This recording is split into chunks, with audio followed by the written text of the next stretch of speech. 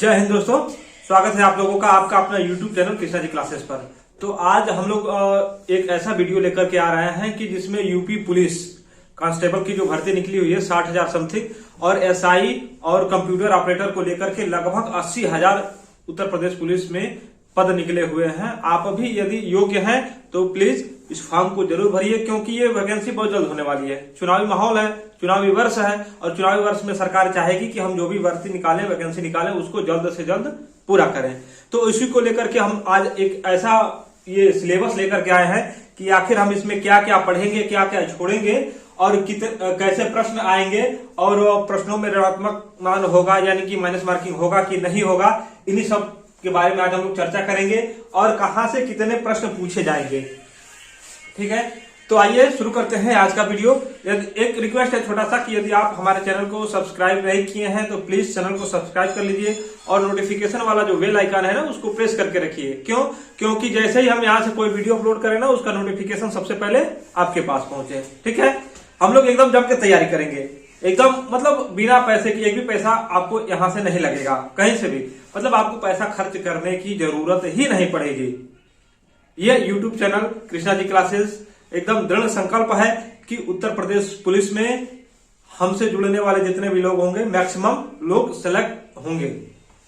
ठीक है, तो आइए देखते हैं कि उत्तर प्रदेश पुलिस कांस्टेबल लिखित परीक्षा का सिलेबस। ठीक है, सबसे पहले ये 27 तारीख से इसका आवेदन शुरू हो गया है। आवेदन आप नहीं किए हैं तो जल्दी से आवेदन कर लीजिए। लास्ट टाइम का आप वेट मत करिए, क्योंकि लास्ट टाइम में जानते हैं क्या होता है, वेबसाइट जो है काफी हैवी चलने लगती है, उस पर ट्रैफिक ज्यादा आने लगता है तो वो क्रैश होने की संभावना होती है और वो हैंग भी करने लगती है, तो उसमें लास्ट में दिक्कत हो सकता है। इस वजह से हम कह रहे हैं कि जितना जल्दी हो सके आप लोग अप्लाई कर दीजिए। ठीक है, तो हम देखते हैं कि लिखित प्रतियोगिता परीक्षा बहुविकल्पीय प्रश्नों के आधार पर होगी, यानी कि बहुविकल्पीय यानी कि 4 ऑप्शन होंगे, उस एक ऑप्शन में से जो सही होगा उसको ट्रिक लगा करके गोला भरना होगा। ठीक, ऋणात्मक अंकन क्या, प्रत्येक गलत उत्तर के लिए 0.5 अंक काटे जाएंगे, 0.5 अंक काटे जाएंगे। एज लिमिट क्या है, 21 से 25, यानी कि मैक्सिमम 21 से 25 नहीं है, ये 18 से 25 है। ठीक है, कितना है, 18 से 25 है।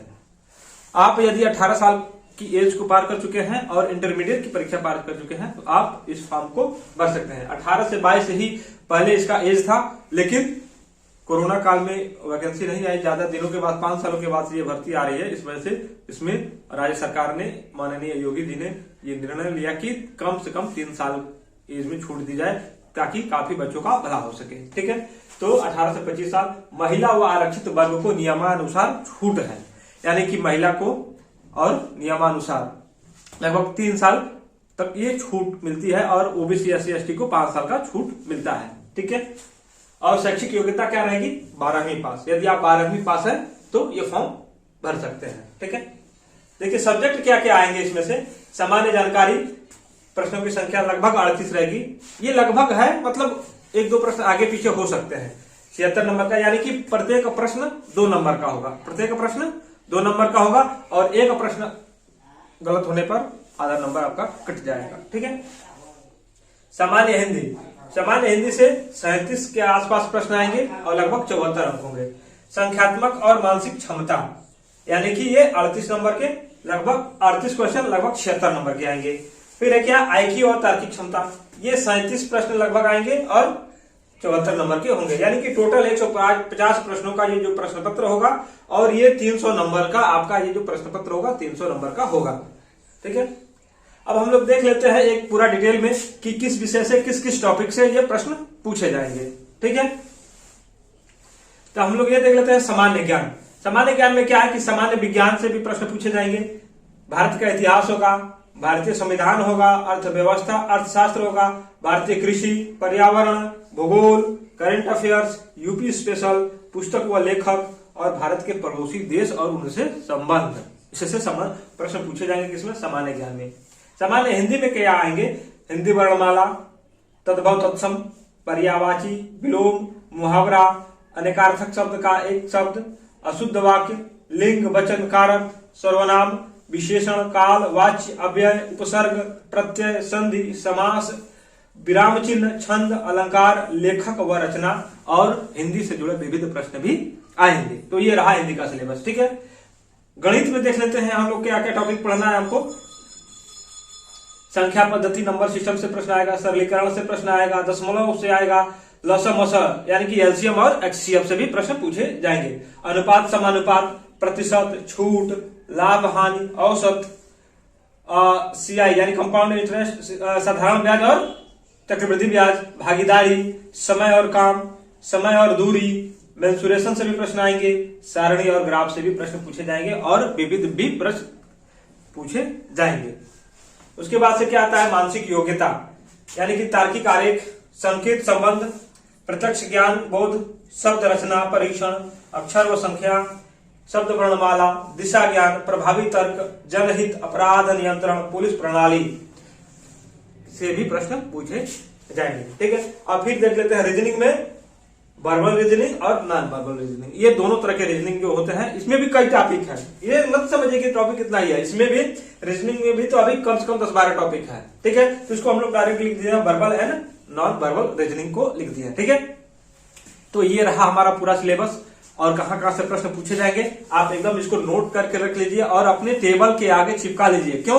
क्योंकि जब जब सिलेबस देखेंगे तो आपको पता चलेगा कि हम कितना पढ़ लिए और कितना बाकी है। उस हिसाब से आपका तैयारी होता रहेगा, ठीक है। तो हम लोग कल 2 जनवरी है, 2 जनवरी से हम लोग रेगुलर इस चैनल पर क्लास शुरू करेंगे।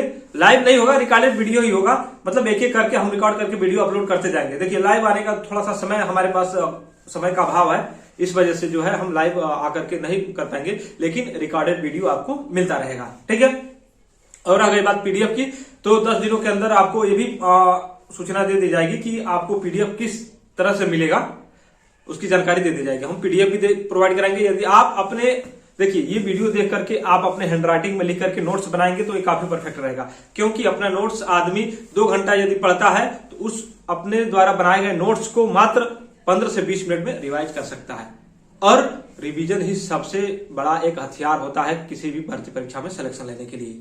यदि किसी भी सब्जेक्ट को आप बार बार रिवीजन नहीं करेंगे, बार बार नहीं पढ़ेंगे, तो वो उतना सटीक आप नहीं कर पाएंगे, ठीक है। तो इस वजह से ज्यादा जरूरी है क्या, रिवीजन। और रिवीजन करने के लिए आपको खुद से अपना एक शॉर्ट्स नोट्स बनाना जरूरी होता है, ठीक है। वैसे नोट्स तो हम ही प्रोवाइड कराएंगे, ठीक। तो आप लोग देख लिए कहां से प्रश्न पूछे जाएंगे, कितने कितने प्रश्न पूछे जाएंगे, कौन कौन लोग फॉर्म भर सकते हैं, कौन कौन नहीं भर सकते हैं। यदि आपको ये वीडियो अच्छा लगा होगा तो प्लीज वीडियो को लाइक जरूर करिए और ज्यादा से ज्यादा शेयर करिए, क्योंकि ये वैकेंसी बहुत बड़ी है।